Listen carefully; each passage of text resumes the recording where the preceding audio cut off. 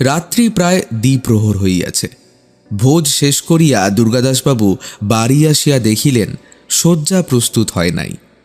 একই ঘুমের ঘোর, তাহাতে আবার সমস্ত পথ কি করিয়া বাড়ি যাইয়া চিত হইয়া শুইয়া পড়িবেন, আর হরিচরণ শ্রান্ত পদযুগলকে বিনামা হইতে বিমুক্ত করিয়া অল্প অল্প টিপিয়া দিতে থাকিবে, এবং সেই সুখে অল্প তন্দ্রার ঝোঁকে গুড়গুড়ির নল মুখে লইয়া একেবারে প্রভাত হইয়াছে দেখিতে পাইবেন, ইত্যাদি ভাবিতে ভাবিতে আসিতেছিলেন।